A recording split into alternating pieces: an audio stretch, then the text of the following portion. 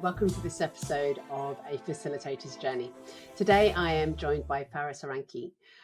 Faris and I have been having a bit of a, you'd call it a bromance on social media. That's how we've just met. We chat, but we've never met. We've never chatted. So today is that first date of meeting, talking, sharing thoughts and ideas in person, virtually. You know what I'm saying here, team. And I just hit record.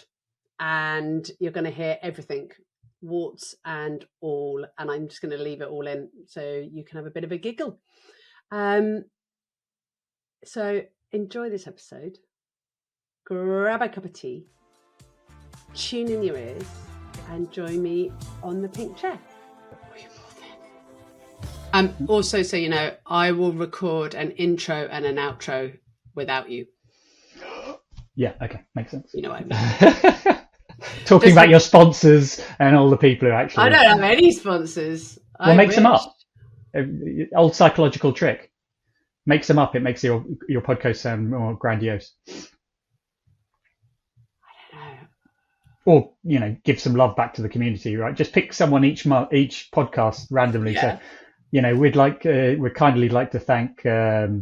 Gwen Wilkie's agency for sponsoring this, and Gwen will be like, I didn't sponsor it, what? But, so Gwen's actually in my Gwen's in the group. We should message. I'm going to message her after I learned that A, it's a random shout out. B, human beings like seeing themselves in things. True. So yeah, that's very true. Someone wrote to me because I named them as the first person to buy a ticket for SoFest. And they were like, "Oh my god, thank you!" Or yeah, self-promotion. So this podcast has been sponsored by SoFest. Oh, come on! Where's the marketer in you? Where's the sort of guerrilla? I'm not a marketer. I'm a salesperson. No, I've got a bit of marketing because I'm XDO. Two sides of the same coin. Yeah, come on. I think we'll just carry on chatting like this. Let's do the formal introductions now that you've all heard Faris and I do a bit of a background chat. Faris, welcome to A Facilitator's Journey. Thank you. The first question I ask everybody in the podcast is, how do we know each other? Very honest. I'll be very honest. So I was recommended to connect with you by my friend Paul Teasdale. So you had been on his podcast and I'd been on his podcast, and I've known Paul since 25 years. We're old uni mates, and after he recorded your podcast, he sent me a link saying you should listen to this one and you should connect with this lady. I think you'll get on. Thank you, Mr. Teasdale. There you go. Mr. Teasdale's probably going to listen to this, so thank you, Mr. Teasdale. That's amazing. I love it when we make recommendations to each other, especially when a recommendation comes through from someone you really trust and you just know, my friends don't make recommendations half-heartedly. Yeah, I don't think, and so I pay attention.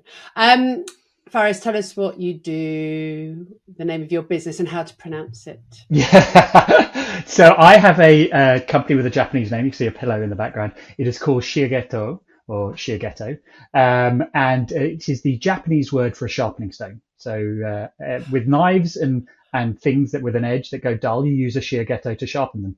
We are the equivalent for human beings. We sharpen them to make them just that little bit better, to get more out of them. I love that. Yeah, that's amazing. I love it when there's a well thought through company name. Thank you. And I mean, I've got lots of stories about the company name I can happily regale you with, but it always confuses people because they either expect me to be Japanese or my methodology to be Japanese or my investors to be Japanese. I've got no connection. I've never even been to Japan. I just came across the name when making dinner one night with a Japanese knife set. Love it.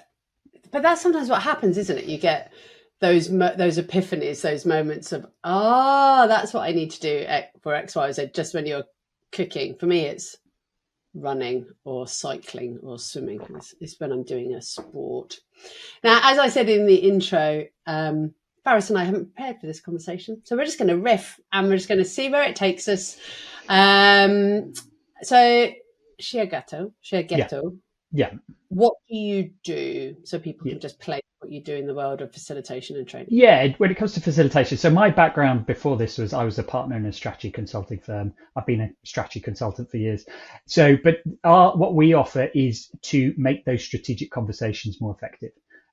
We either offer facilitation of strategic conversations, so things like strategy setting, war games, pre-mortems, problem-solving sessions, to get more out of the team. Because we really realize that if you just have high IQ people in a room, they will talk at each other, think their idea is brilliant, but not check, everyone buy into it? Does everyone understand it? And that's what so we get in and get the best out of a team around a strategy. Yeah. Or the other side of our business is if you don't want us to keep popping up, we will train the leader to do what we do, get the best out of their team. So all the soft skills that will make them even more effective, hence we're sharpening them. I love that. And how long have you been working for yourself? So I set up my business just over 5 years ago now. It was late summer 2019. Oh, on the cusp. On the cusp. Fun. Yes. All part of the journey, as I tell people. I love the way, for those listening, he took a very deep breath at that point. For those watching, you saw that body rock backwards. How was 2020 for you, Faris? 2020 was a voyage of discovery. When you've quit your big job and gone all in, and then the world falls apart, and you can't blame your clients. So what actually happened, the journey was we had 4 clients going into COVID. The day COVID hit, we had no clients. They all cancelled within about 2 hours of each other, the projects we had. 2 of them went bankrupt, so we never even got paid by those. They were small clients. And then, more importantly, we had 7 months of no work. I say we, at the time, it was just me. 7 months of no work. I have the royal week. The royal week. I can relate. But I was going in my head, oh, he had someone working with him. That's awesome. Good man. No. So that biggest challenge there was how the hell do I keep my sanity, and as everyone around the world, but also not give up on the business, because I was from the outset I'd said give it 2 years, irrespective. Obviously I didn't know COVID was going to happen, but give it 2 years. Even if you make no money in 2 years, you're going to do this for 2 years, and say you really gave it a go. So that fundamental still held. So I was like, right. Well, you've got to keep going, right? And so how do you get through that period? I can't believe we didn't find one another across the ether in 2020, because SOF was up and running and we were hosting weekly gatherings for facilitators and trainers every Friday morning at 9:00. Would have been useful back then. Instead, I immersed myself in copious amounts of exercise. I picked up a random hobby each month, which I worked on religiously every day. And I worked on the business. I processed everything I'd learned in 6 months, repackaged it so I could launch Shiatego 2.0. Wow. What were some of your learnings at that time that you utilized to relaunch the business? I wrote an 8-part blog series about the learnings, which people still read today and come back to me. But basically, I learned about the things about loneliness. All right. So I learned a lot about myself, how to get back into a positive mindset, loneliness. But in terms of the business, I learned about messaging. I really went back to the drawing board on how I communicated the business and how I really sharpened that, about the decision making and the focus that I would apply to building the business, and my approach to business development. Those all fundamentally changed in Shiatego 2.0. That's interesting. She says, going, what question shall I ask you? And pause. I think the loneliness one just jumped out at me because I recently posted on LinkedIn about that this is, I believe, sometimes quite a lonely profession when you run your own business, but also when you're a facilitator and trainer. And the reason I said that, and I stand by it quite openly, is we're in a room with people, maybe once, twice, 3 times a week, in person or online. So we're with people. So everyone goes, oh, but you're with people. And then you're like, yeah, I'm not with my people. Yeah. I'm not with the people who get me. No. I mean, the closest thing to being a facilitator, not the closest thing, but similar to a facilitator, is like being a stand-up comedian. Is what I tell people, and if you look at stand-up comedians and their real personalities, they're usually introverts. They're usually, have very small groups of friends. They're very socially awkward, actually. But people see them on stage and think that's their persona and think, oh, well, you must get so much out of that. No, and you'll see them in their frank interview. No, it's my job. That is well rehearsed. I go back to sitting on my couch in my pants watching Netflix, and you all think I'm, at some Oscar ceremony, but that's not the case. That's interesting. Yeah, there is definitely a facade, and it's not just also, I think, in the realms of when you are in facilitation mode. I think that's true for social media as well. Of course, right? Don't believe anything on social media. The amateur writer is mainly writing for themselves. So when somebody posts, it's not for you, it's for them, whatever they say. So, just take it with a pinch of salt. I know that's easier said than done. But social media is both the best thing and the worst thing in the world. It's the tale of two cities.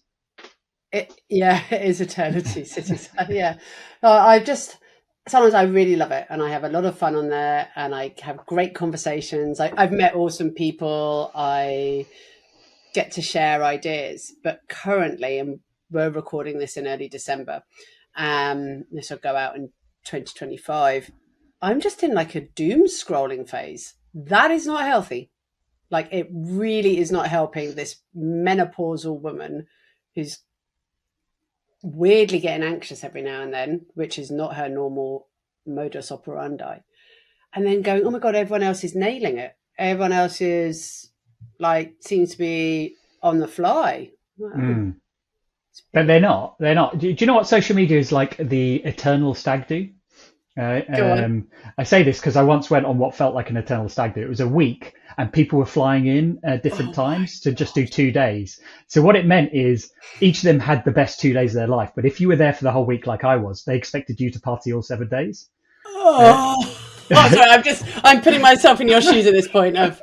That is exhausting. That is exhausting. And so social media, you see everyone's highlights all blended into one. So you think everyone is having a great time. But actually what you're not seeing is that person's only turned up for a day to have the day of their life. And then they've backed away and somebody else has replaced them. But your mind confuses that with, I'm seeing the same person have an amazing life all the time. I'm on this eternal stag do and I'm exhausted because I can't keep up with that. No way. Your liver's not designed to drink 7 days in a row, 14 days in a row, right? You do 1 day max and then go back and sit on your sofa. Well, certainly after a certain age, it's 1 day max. And trust me, I've tested it in many different theories. I used to play a lot of hockey. So to be on hockey tour. I can understand. I know hockey players. Yeah, I love that. I know hockey players. And also when I worked for a drinks company, though I wasn't allowed to say that at the time, that probably drinking lots of alcohol was a good idea. It's not people. It's not big and it's not clever, but it does make you very funny at times, she says. This podcast has been sponsored by... I can't say the name of the company I used to work for. I think Alcoholics Anonymous was it? Oh, no. Yes.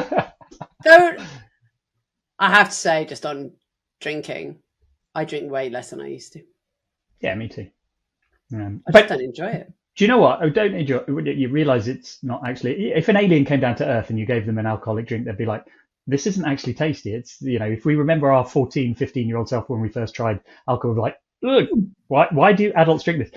But linking it back to our previous conversation, which I beautifully always love to do. I like that. A large part of why I don't drink anymore is since I left having a team. A lot of drinking was Friday night drinks, or being part of a company. There was so much onus on alcohol and it's that link to be stepping away on your own. And I have something I've always done. I never drink on my own. Yeah. Drinking is just a social thing. So throughout COVID, I was teetotal because I didn't see anyone, right? I wouldn't even drink on camera. If someone else was, I'd be like, I'll just have a cup of tea. And I did 2 stag do's during COVID where I just sat drinking tea on a virtual call. Oh my God, sorry. Stag do on virtual. Yeah. Oh, well, we got to talk about this. This goes to show great facilitation, right? So we had a stag do on virtual for my friend and his fiance who he lived with. What she did is she set up all the rooms in their house as different bars and put different cocktails and drinks. And so he had to go on a tour and drink and play games while we're all sat on our things. So it just goes to show power of creativity in a virtual world. You can do so much. Well played to. She should be a facilitator because thinking that. I well, actually, it was someone else thought of it and she executed it because she nice was touch though. But I had a good birthday party during COVID. It was There were people. We had people in a jacuzzi who joined us from a jacuzzi, a couple. That was quite bemusing to say the least. You know who you are. We had a cocktail maker, so he'd sent out, a really good friend of mine's a mixologist, so he sent out the instructions for some cocktails, so everyone sort of played along. I love your analogy that social media, though, is the prolonged stag do or the extended stag do. I think that's actually quite reassuring. Yeah. It's quite helpful. So there's that bit of social media that I find frustrating. And it's also the other bit, which I know isn't true, but it's people going, you should do it like this, or you should do it like that. You should have this system in place, or you should have that system in place, and you should do my methodology. And then I'm like, should I? No, you shouldn't. Those are at best hypotheses for you to maybe test in your business. But that's the side of social media that is your grandmother who's telling you how you should live your life. But maybe isn't quite up to date. And opinions are great, but opinions, what's the old, there are many sayings about opinions, but there's one I always say, which is, opinions are like arseholes. Everyone's got one and they're all full of shit, right? So take anyone else's opinion as a pinch of salt, but take it as a hypothesis. Hey, that's a hypothesis. It might work in your life, it might not. Whether I want to test that hypothesis or not is entirely up to me as a scientist. I think the bit that really worries me sometimes, though, is that people do fall into the trap of buying into some of what's being said and then buy a product and being told, you're going to get rich if you follow these 6 steps, or put my system in place and everything will come flooding to you. And I have a problem with that for a couple of reasons. Like, one, something you said, you have to build a base, you have to build a foundation. You can't things don't just happen overnight. So that's one thing. But also, I have lifted the bonnet on a couple of people who would claim to be influencers and looked at the quality of their learning. And for someone like you and I'm just like, that is shocking. And it really worries me that they're then making whatever they're making. And you're like, it feels inauthentic. I mean, yeah, that just says a lot about, the dark side of influence and manipulation and stuff, and how people always want the shortcut.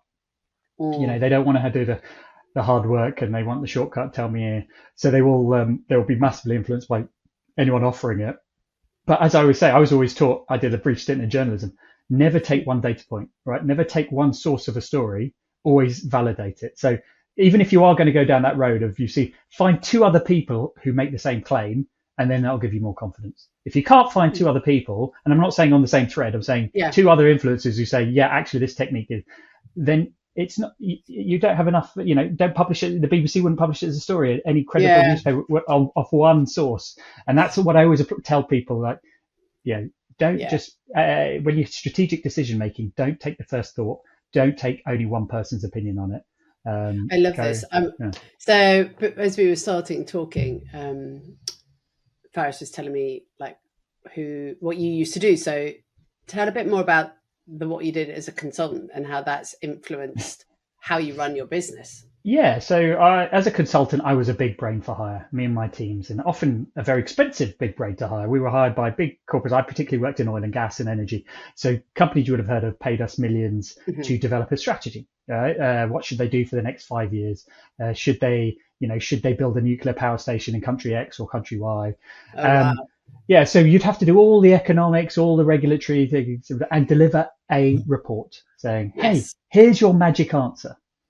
And do you know what I realized when I did an audit of all my clients over 12 years, 90% of them never did the magic answer. And you're like, why the hell have you not done the answer? I gave you the perfect answer. It's because of the other side of it. If a human being doesn't buy into the idea, doesn't understand the idea, or they understand it, they buy into it, but they've got too much on their plate anyway, or there's politics in the company, or all these other factors that you assume to be fine when you develop a strategy, which is a total misnomer. And so once I realized, not only that, I realized I was very good at fixing all that. give me anything, I could get a human being to buy into that idea, get them to work through the politics, get them to get teams who weren't talking to talk, get the people excited. And that's where I said, there's this EQ side of strategy that is nobody's addressing. Well, there are people addressing, but that's what I want to build a business around. I want to go in, no longer to be the big brain, as much as I enjoy that, but getting people to understand, align, and get excited by their strategies. I love that.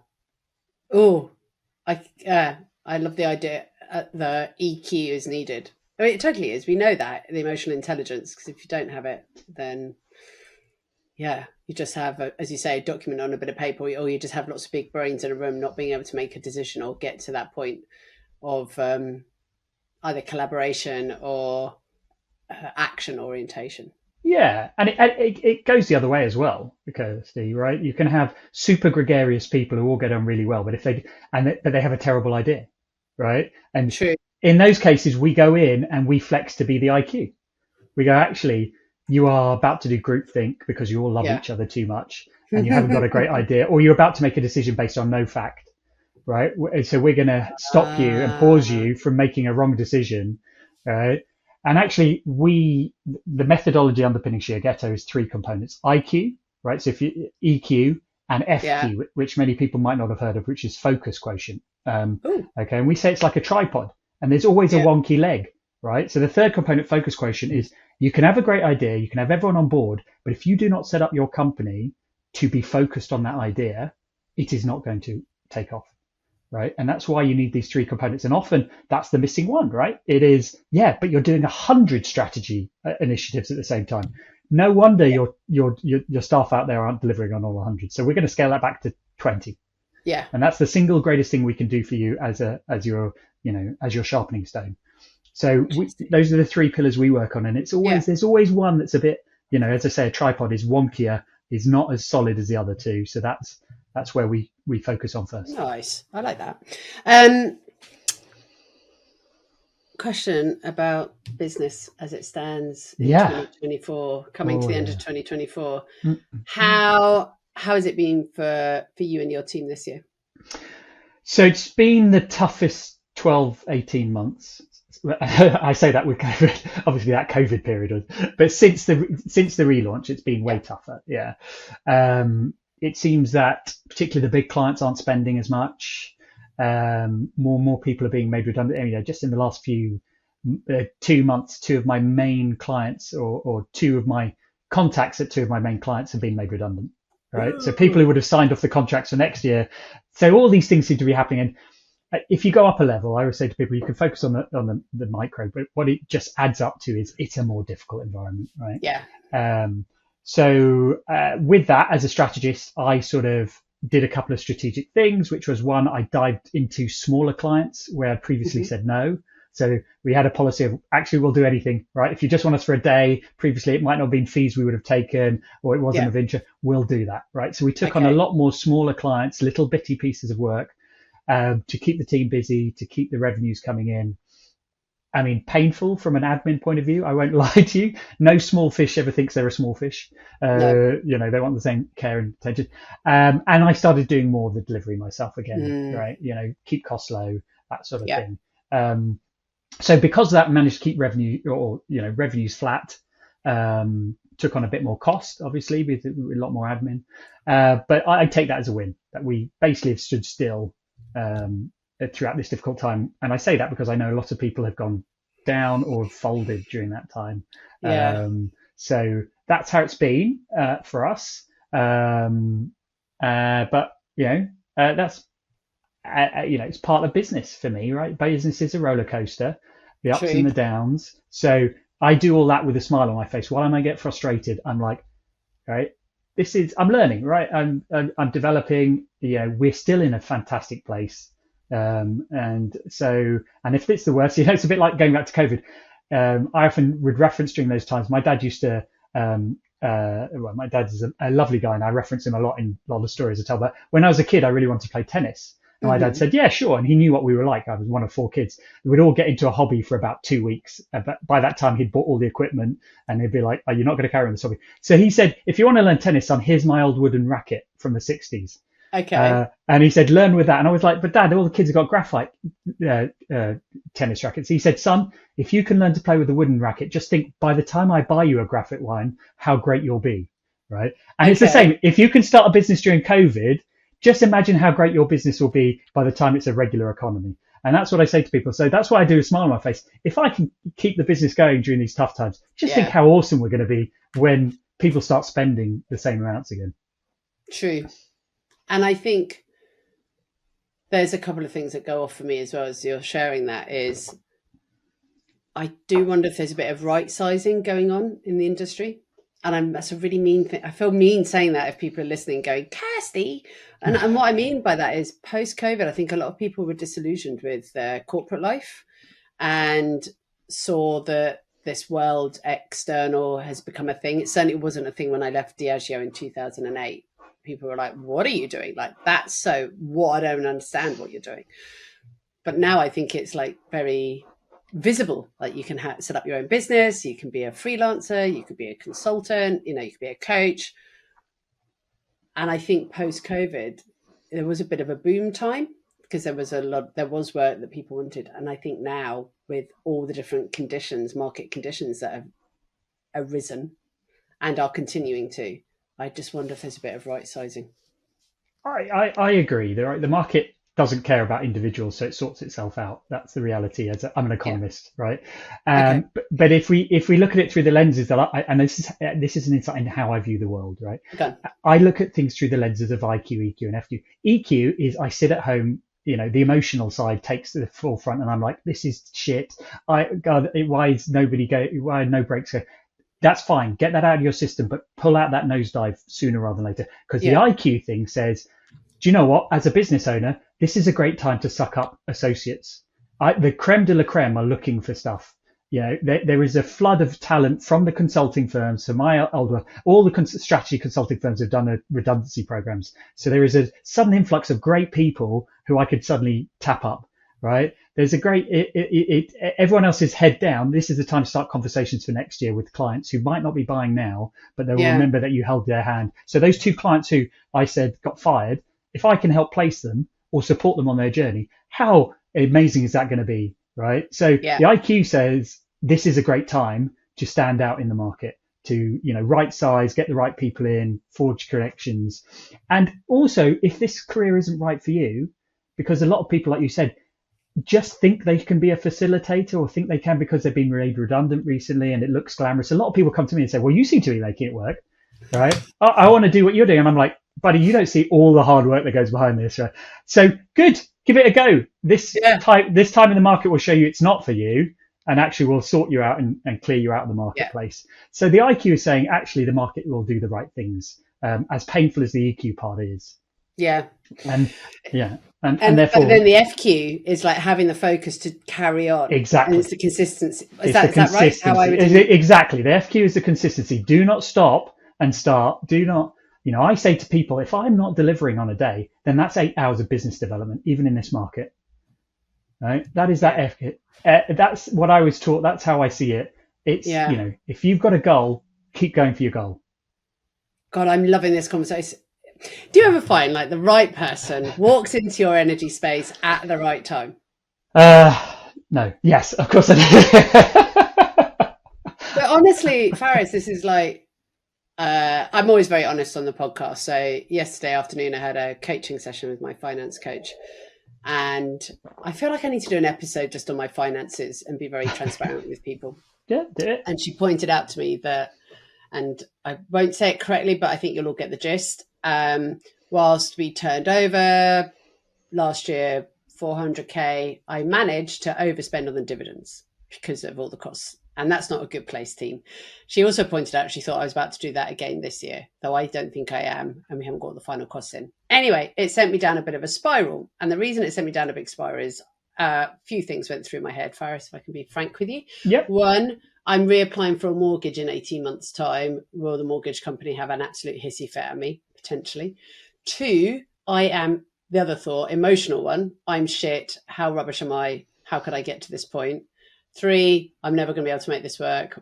The world is falling apart. I go to catastrophe very quickly in my head. I've got a high feeling preference. I'm I've got my feeling and thinking preference. If we're talking in that sort of language, feeling first, then thinking. And so why am I telling you this? Your EQ, IQ, FQ pillars for me really work, because you just saying don't sit on your sofa and like navel gaze. Well, how did I start this conversation? I'm on social media doom scrolling. That's my FQ pissing around in a bad place. Yeah. But when as soon as you the IQ stuff I've started and I am doing, but it's like, okay, got to do that. And I know my FQ, I am always consistent. I can be consistent. Like, it's my middle name with SOF. So I've just got to be consistent with some other stuff that the right stuff. Been. Yeah. So on finding clients, like how, because you're still very young in the business, like 5 years in. Thank you. Oh, right. Yes. Yeah. What have been some of your techniques? Someone said to me, how do you find your clients? I went, I don't know, they find me. So how about you? Yeah, so 5 years in, and you're right, I still feel like we're just getting started in many aspects, both in terms of we can be sharper at how we do it, but also 5 years is not a long time. Nobody's ever heard, it's not enough time to build a brand, right? Everyone thinks in 5 years you'll have a brand, people will start ringing you. Now, right, if I look at the metrics today, 10% of our work is inbound. Otherwise, the other 90% is, if I don't get off my ass and knock on a door, we ain't getting no work. All right. So how I do that has changed over the 5 years. What I do, and I talk about this constantly, I happily give it away, but I also say you don't have to do this. You can find your own way. But what I do is I re-network my network. So what does that mean is I reach out to people I have already met. I don't do any cold calling. So someone I've got to have met them before, right? Maybe I've worked with them 5 years ago, 10 years ago, 15, and I just send them a warm voice note going, hey, do you know what? I was thinking of you today. I thought about that great project we worked together on 5 years ago. Love to have a coffee, right? Objective is to get a coffee. Do you know what? It works surprisingly well. And if I send 30 voice notes, I get 20 replies. If I get 20 replies, I get 10 coffees. If I get 10 coffees, one of those will become a client in the next year. I just repeat that every single day without fail, including every weekends. day. Every day over my first cup of coffee, I send 30 voice notes, Kirsty. People don't appreciate. That's what I talk about, the FQ, the consistency, right? I've got it to a place that it takes one cup of coffee. I do it. It's my morning energizer, right? It gives me God. energy. For those of you not watching this, I'm like sitting here looking like a blue goldfish going, what the? That's amazing. Well, it is and it isn't. But yeah, that's what I do. It's not rocket science. The hardest part is finding time to have all those damn coffees. Luckily, I enjoy it. That's a bit. Do you do them in person or virtually? Mostly virtual nowadays. Yeah. That's been a game changer. If it was in person, I would have to be more selective. I'd have to really do much less of them. But no, they're virtual. That's really interesting. Oh, you're inspiring me. Anything else that you recommend? So that's one part of it. That's the main engine, I like that. right? Yeah. So I talk about the 3 A's, and I learned this doing a project for a tobacco company years ago. I know, very evil. I'm going to go to hell. Then again, I sold alcohol. So you sold alcohol, so between us, we'll walk into hell hand in hand. Okay. So I learned, right, there's the 3 A's if you want to sell, right? One is activate, right? Let people know you are there. Hello, I'm there. Yeah. That's what my coffee does. It activates people. The second is advocate, right? They've got to love you, right? They've got to, so make sure when you have that coffee, it's a really positive experience, that they understand what you do. And I'm not saying talk at them, but go in with EQ. I do all those coffees with EQ. Oh, what? Yeah. Right. And then 3 is make yourself approachable, right? That's why I post every day on LinkedIn. Haven't missed a day in 2 years. That's why I blog every week, right? That's why I do 2 podcasts a week. Sorry, Kirsty. I just, share my life out there. Yeah. I make myself approachable. So people, because they're not going to necessarily need your services when you talk to them. But then you stay in their eye line and they go, oh, yeah. Oh, I feel I can reach out to him now. So it's those 3 A's. That's it. That's why I do what I do. Right. That's, it's amazing how many people reach out 6 months later because they saw a post and they go, oh, I now need your help. Brilliant. Yeah. And that's very true. Actually, I will absolutely endorse that, because some of my old colleagues often say to me, it's like, oh God, I see you on LinkedIn so much, and da, da, da, da. I'm like, oh God, I didn't realize I was coming up on your feeds. And they're like, yeah, absolutely. And then there have been occasions that people have come to me and said, oh, this is just the right time. Now I need you. It's just a good reminder. And I think probably unconsciously, because that was never deliberate, I learned that from being part of a big brand house. So Diageo, you have brands like Guinness and Smirnoff and Baileys and Johnny Walker. And if that's one thing they're amazing at, is brand awareness. So it's not always about buying the product. It's just like, are people aware of the brand and its key attributes and its personality? Yeah. I think people are probably aware of my key attributes and personality. Or SOFs anyway. But to your point, you just said like, we're 5 years old, people don't quite know our brand yet. There is definitely a tipping point, because 5 years ago, people didn't know SOF as much as they know it now.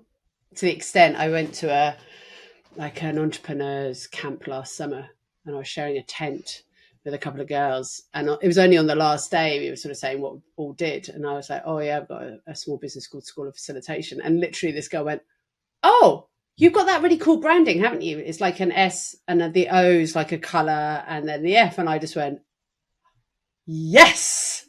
And when like someone tells you your branding, that was just like amazing. And quite a few people at that event would come up to me and go, or they go, what do you do? And I go, Kirsty, Lewis. And they're, oh yeah, I'll follow you. And you're like, that's quite cool. Didn't know what to do with it, Faris, but it was quite nice. Just go home and feel warm. And I did. I felt warm and fuzzy, but that's not enough just to be go on the attack and say, why have none of you bought any work? Come on, chop, get your phones out. Where's the guerrilla saleswoman in you there? Oh, no. Oh, I never. I'm not a guerrilla salesperson in the slightest. Are you? Yeah. I learned from a great boss. Never waste an opportunity. So what do you say? I mean, like in that moment, I would, I'd be like, I'd give it the chance to do the 60-second pitch and go, actually, we're doing some amazing stuff, and if any of you, I'd happily talk to you over the rest of the weekend about this. Or you could be like, do you know what? Let's turn it into a game, and the winner gets an hour free coaching from me. So let's play a quick game. Yeah. Oh no, everything is an opportunity. Team, I think we need more Faris chats.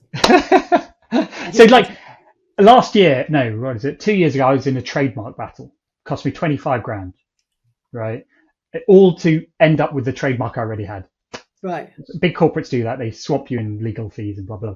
And I was like, right, I've spent 25 grand. I need 25 grand's worth of stuff out of this. So I wrote blogs about it. I went on podcasts, talked about it. I couldn't name the company that was against, but I talked about David versus Goliath. And what? My clients loved that story. And one client said, do you know what? I can't pay your legal fees, but I'll give you another contract to help you out in this fight. Right.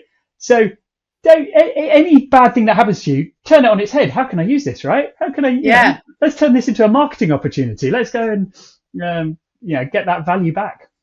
I love this. Definitely inspiring. Earlier you were saying one of the things you were thinking about, or people were coming to you to ask about, it's like, how do you scale up? Like go from just say working, because I think there's a certain pattern that I noticed. People take one of two avenues. They come out of corporate, they become an associate, they then go, oh, I want to have my own clients. And they have like this phase of associate and direct client. Or there are people who come out of corporate and just set up their own business, and then they do the solo flying piece, and then they scale up. Which avenue did you fall into? I did the solo thing, and then just started to get too much work for myself. Right. But it would be disingenuous to say I hadn't sort of forward thought that, because I set up a brand, Shiatego, rather than just being Faris Aranki, facilitators, FAF. That might not have worked, but I love it. But facilitators, FAF. I mean, we could have that as a side project. I quite like that. Soft and FAF. FAF. SOF and FAF. We Yeah. don't do soft. Sorry. SOF. Sorry. Oh, oh. Don't worry. I come from a world of acronyms, and so some people try and call it soft, and I literally just do what I've just done to you and go, no, no, no, no, no. Yeah. SOF. Anyway, move on. Tell me about. Yeah. So I think you need to have in your head where you want to end up. But I was definitely, it was like, let's see over these 2 years, let's keep myself busy. Oh, bingo, I've got too much work for me. I'm going to start to need other people. And so it grew from there. So I would definitely advise anyone who's thinking about it, have a clarity, or at least a vague idea, which endpoint do I want? And there's absolutely nothing wrong with whichever one you choose, right? I've got a really good friend, Manny, who he trained me years ago. He's a facilitator, he's a trainer. And he's still a one-man band 25 years later. And I, regularly see him now on the circuit. And I talked to him and I said, did you never want, because your diary must be full. And he said, no, I always said to my wife from day one, it's just me. I just want to keep myself busy. And I made a pact with her. I'll never work more than, 150 days a year. And when I hit that each year, I just turn everything else down. And I'm like, at least start farming it out to me, right? Love. But, I love his focus, his FQ, right? This is what I want to achieve. I'm going to achieve it, right? So have a clear goal in mind, or a clear direction. And then, then it's depending which model, and you might want to go big really quickly, right? And some of that is to do with your risk appetite and stuff. But I would advise, certainly you're going to need people you can trust. Yeah.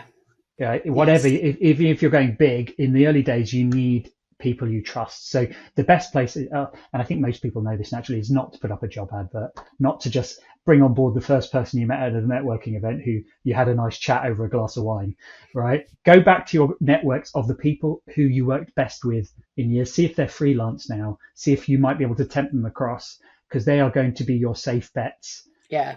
That allow you, because what you don't want to do in the early days is have to do a lot of hand holding or be distracted. Limit your FQ from what you need to still do, which is bring work in, do an excellent job. So that's the bit that really, you need to get right.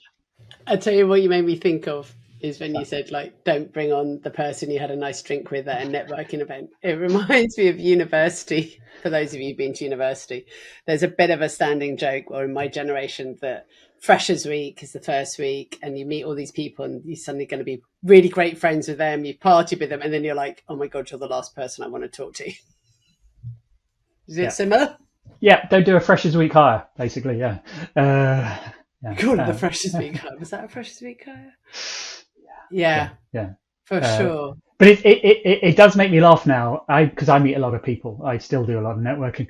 The number of people, when they hear I've got a business that's thriving, they'll go, oh, I could come and work for you. And I'm like, depending what mood I'm in, I either deliver the message. I'm like, buddy, I've just met you. I have no, the levels of trust between us are that thin.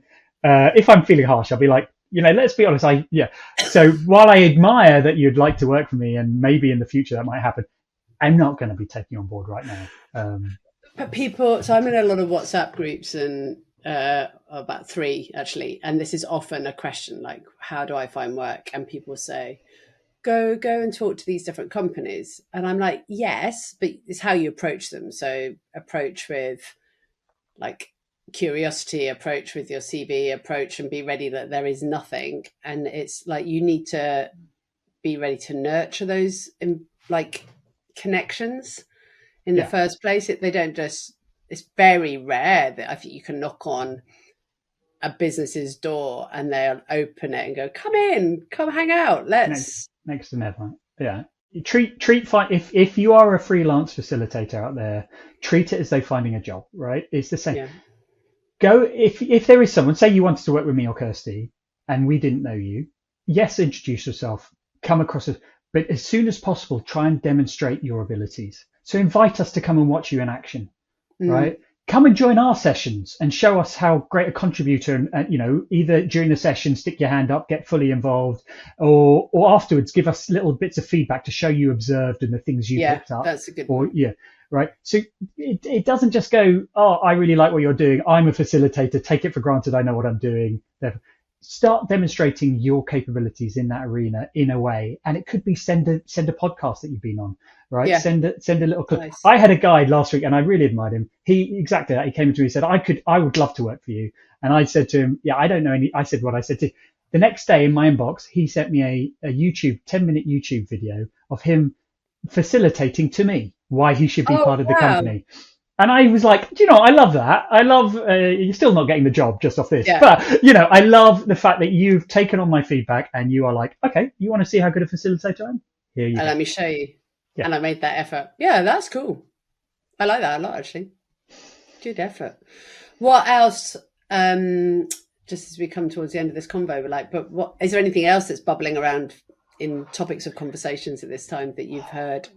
Loads of stuff, Steve. You can, as you can gather, I could we chat could about go for anything. ages. We could go for ages. I could chat about it. We haven't even got into, you know, we're just talking facilitation. There's a whole. I know. Yeah, we've talked social media. We've talked about facilitation. We've talked about stepping up in a business. I think a lot of the conversations I have with people come about whatever the topic, the major root theme that seems to be is they haven't worked out in their head what they really want to achieve from the next stage of their life or what they want to do. I have formulated, again, not by chance, I formulated a question I ask pretty much everyone that I meet, which is, if I was a fairy godmother, what would you wish for right now? Right? And the response to that is such a great insight for me as a strategist into where they are in life, right? Because they might pick something professional or they might pick something personal. So that's telling me, okay, that's the thing that's most important in their life right now. Yeah. They might say nothing, right? And I'm like, okay, they're delusional, right? Or they're wasting a wish. Or they might say, oh, I don't know. And I'm like, and that shows me they haven't thought through that what the three major challenges or the biggest thing in their life that they need to overcome right now. I mean, the other side is they might not feel comfortable sharing that with me, which is fine. That's also given me an information point. But it's something you should ask yourself. If I had a one wish genie right now, what would I wish for? Right? That I guarantee you that's probably one of the biggest things that you should be probably trying to solve. Okay, so then you need to break that down into a smaller problem. What's the first problem I can solve as part of that? But most people a lot of people I talk to nowadays don't have that under grips, and so then it makes the rest of our conversation a little bit defunct because I can't give you advice if you don't know what problem we need to solve together. I can talk at you, I can share my experiences, but that might not be useful for you at all. I find that especially with corporate clients, for sure. I will never speak at anybody. I just find that really inappropriate behavior because all we're doing is just like selling or talking at, and we don't know what their true need is. So my words are just going to be like mud against a wall, just splattering. Good question. So if I was a fairy godmother, what one wish? I don't limit it to one wish because, but I say, what would you wish for now? What would you wish for now?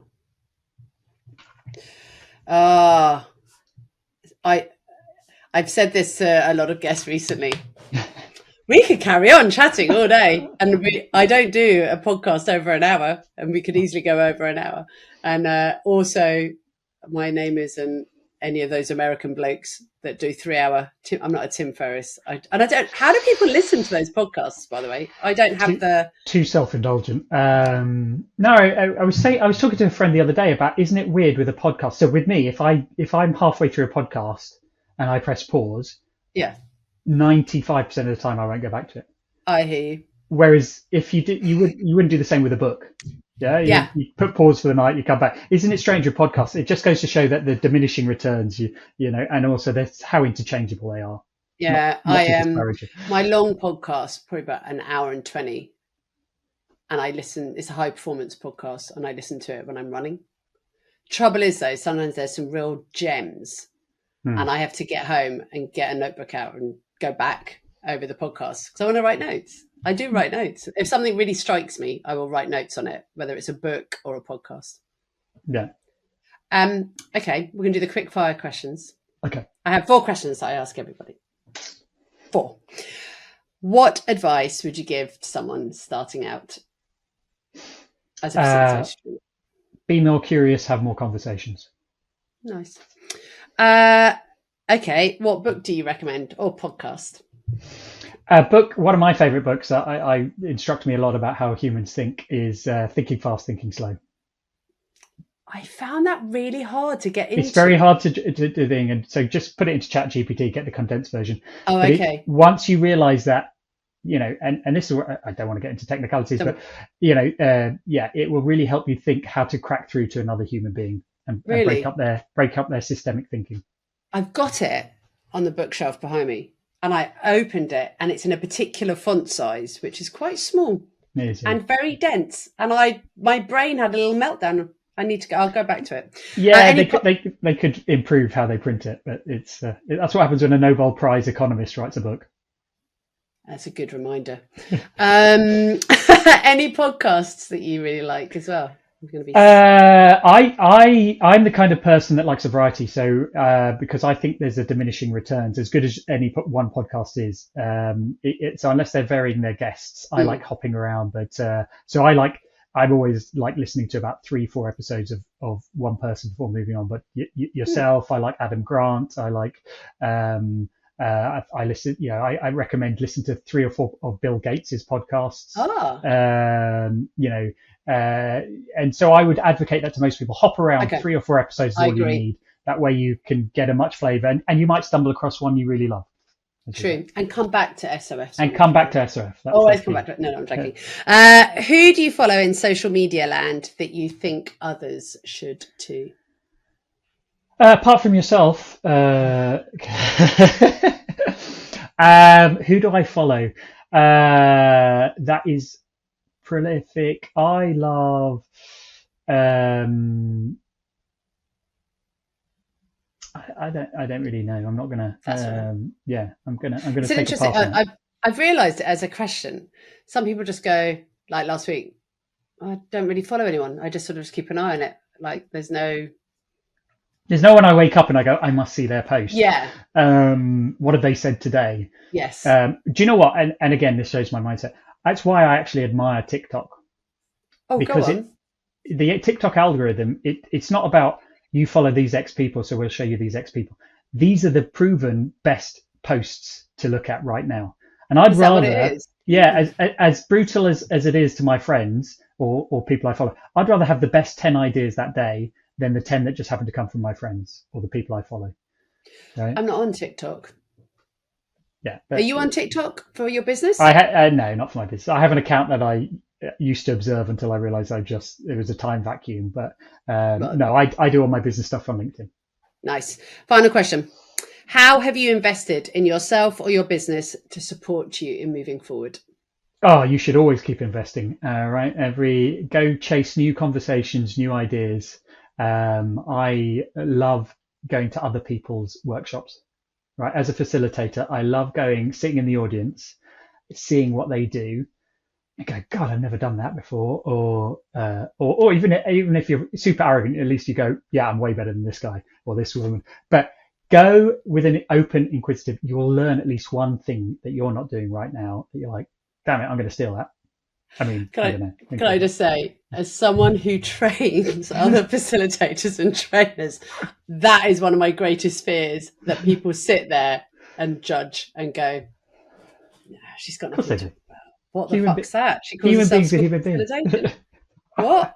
That's basic. Really, Kirst. Oh my God. Anyway, you should definitely come along. Come along to a gathering. I shall. We have them in London. Londinium. I know it's diary dependent. Goddamn pesky clients, but right. I'm gonna forward plan and send all dates for 2025. They're on a Friday. Okay, all right. Those are usually better days, but yeah. Okay, Faris, thank you so much for being my guest today. It's been really great chatting and finally meeting and talking so openly that those who have listened across the world. We've got America, Canada, Australia, as well as Europe and the UK. So thank you very much for being here. I really appreciate it. All right. Thank you. What a great conversation with Faris. I absolutely love that. That man has stories, doesn't he, team? Like, he has a story, an analogy, a way of remembering things for everything, which I truly appreciated. Also, I'm in liking the thinking of my IQ, my EQ, my FQ, and checking in, where am I at on each of those three things at any one time. I can go into EQ way too much and often drop my IQ, and then my FQ is focused on my EQ. Does that make sense? I forgot to ask Faris to tell us how to find him. He is on LinkedIn. Go find him on LinkedIn. Go connect. Say Kirsty sent you, that you'd listened to the podcast, that you found him useful, interesting, because he is. If you've enjoyed today's conversations, feel free to send us a like, a tick, a thumbs up, a star. I'd appreciate that. It helps raise the podcast up in the rankings. If you are still debating as to whether you're going to come to SoFest, there is still time to buy your ticket. I really encourage you to go to the website. SoFest has its own little button in the top right-hand corner. And come and join us in the field. We've got some amazing speakers talking on subjects like how to run your business, how to facilitate, things on AI, things on neurodiversity, being in the helping industry. What does that actually mean? Is it healthy? And then we're just getting all the workshops lined up. But already we've got Melanie Martinelli talking about the 12 levers of learning transfer, Fiona McBride talking about the power of a pause. Kat's going to do stuff on cards. If you've ever wanted to make your own card deck, we're going to have a full moon ritual. Get your crystals ready. So thank you, everybody, for listening. As ever, it's a pleasure. Look after yourself, and I hope to see you on the socials somewhere.